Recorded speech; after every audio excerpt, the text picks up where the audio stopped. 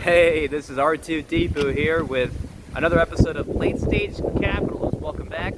Today we're going to be doing a boots on the ground report from my recent visits to Manhattan for the month of July 2022. Today's date is July 11th, 2022. That again is 7/11.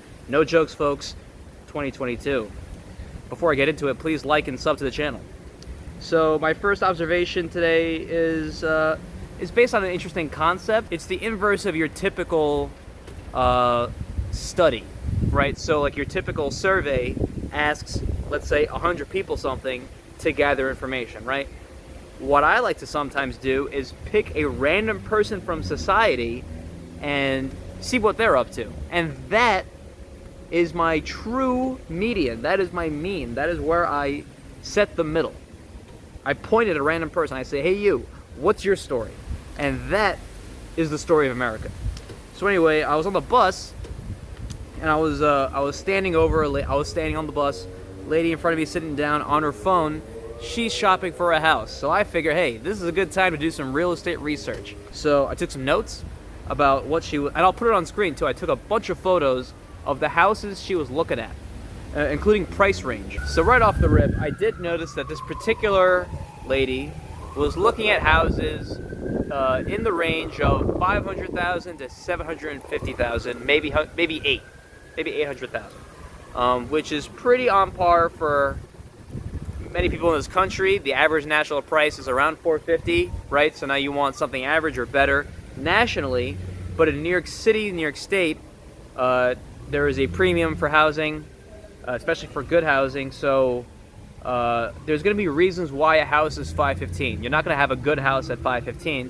It may be a good house, but there may be some huge downsides to that same house. So in this particular case, I'm going to put this up right now. This person was looking at 14 Dumont Avenue, I think it was, and the concessions with this property, it's that it's next to a 24-hour train line.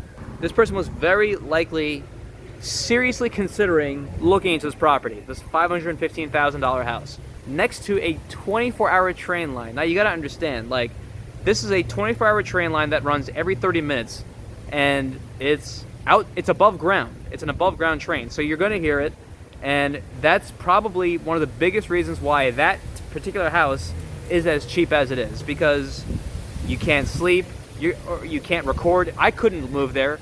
I would love to buy a cheap house, but I know that I do want to record myself in microphone situations, and the train is totally going to jack that up. Definitely a fixer-upper. So a fixer-upper next to an active train is going for $500,000, which is more than the national average in this country. Kind of gives you an idea about the real estate here on Staten Island. Took a trip to the city yesterday. Some mask observations. Mask advisory is in effect. Bus drivers are not mandating it. BA5, I guess the variant is on the upswing. I still haven't gotten COVID yet, so I kind of like to be a little cautious. They advise masks. I wear a mask, no problem. But I did notice about half of people are wearing masks these days. Train awareness. I did notice that, in days past, if you were on a New York City train and the train was paused for a long time at a station, you wouldn't think anything of it. You would just sit there, relax, and just wait for the train to pick up, right? But now, given what has happened with recent incidents and just general overall increase in chaos, calamity, I don't know how you want to explain it, there is a heightened care that is taken by passerby on the train.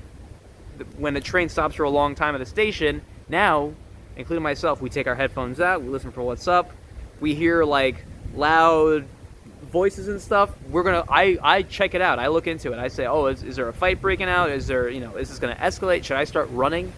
These are all things I'm paying attention to. So went to get some barbecue up in Manhattan yesterday. Went with some buddies that I always go barbecue with. So it's interesting to see the prices change over time, the service change over time, the way, seeing the restaurateurs have to adapt the way they do. There were a couple of other diners there, but they were outside. Inside, our table of 9 was the only people dining in the restaurant. Bunch of items were not available. They didn't have ribs available, didn't have sauces available. Basically, they only had pulled pork and pulled beef. That's kind of what you have last in almost all scenarios. That's the last thing you have at a barbecue place, is the pulled pork sandwiches, the pulled beef sandwiches. So yeah, they said they were down a smoker. That could be true, or that could just be them not operating at full capacity, because why would you fire up 2 smokers and cook all this extra stuff if you don't expect the traffic? So hard to say if it was a smoker issue or a traffic issue on that front. Bill came out to $25 for a pulled pork sandwich, a beer, and a side of coleslaw. I tipped $10 on top of that, $35 for the meal. So I wanted to talk really quick about a couple of viral videos that have been circulating with regards to incidents taking place in, your pretty standard New York establishments. One taking place at the Fry restaurant, Belle Fries, or Belle Fries, however you pronounce it, in Lower East Side, right off Ludlow, if I'm not mistaken. And it's a video where you see some pretty abhorrent behavior by some customers who allegedly were upset at the extra price of sauces, and the incident, the video is, in a way, I don't have to say anything else on top of it. It's just very sad. It's very disappointing. And the fact that no one stepped in to kind of stop this nonsense is sad. But I also understand why no one would step in, because stepping in can get you killed. It can absolutely get you killed, or at least severely hurt.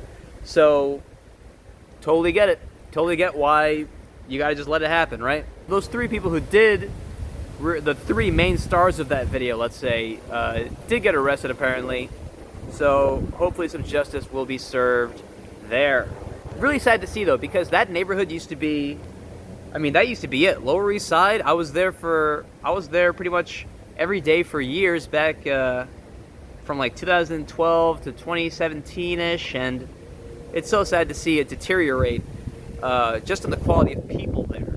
It won't lend well to growth. It will not lend well to the highly anticipated comeback that everyone's talking about.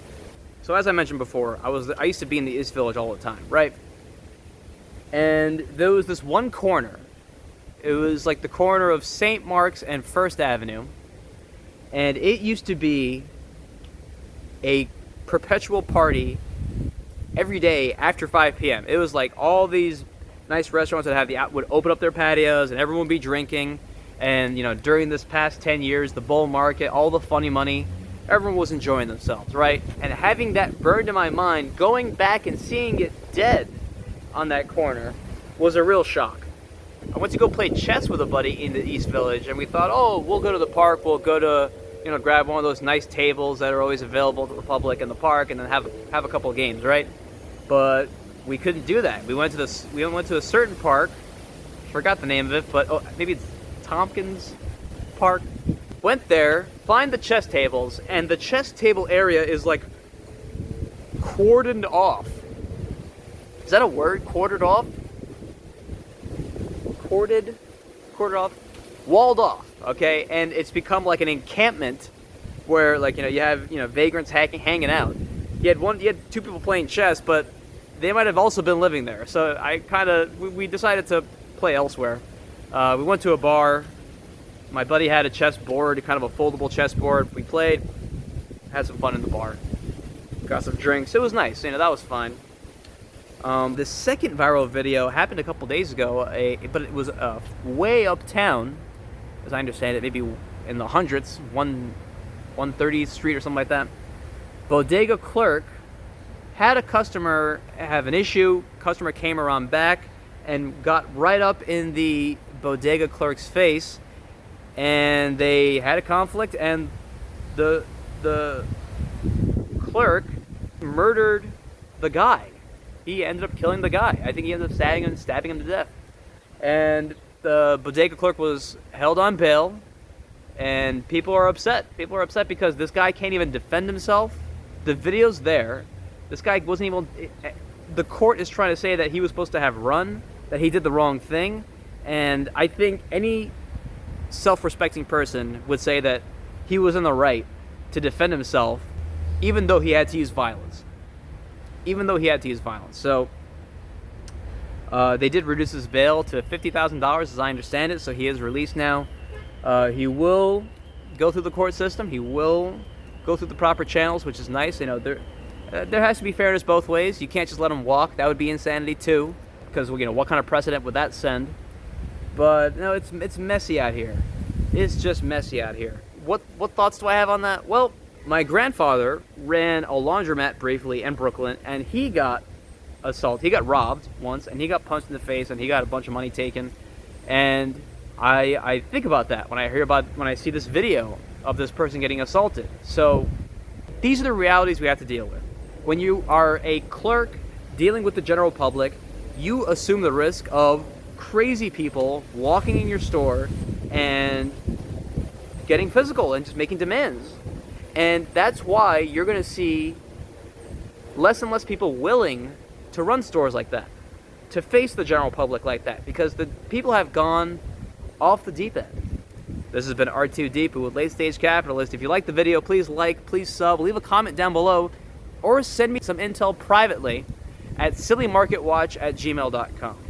That concludes this video. Thank you so much. We're all gonna die. See you later. Bye.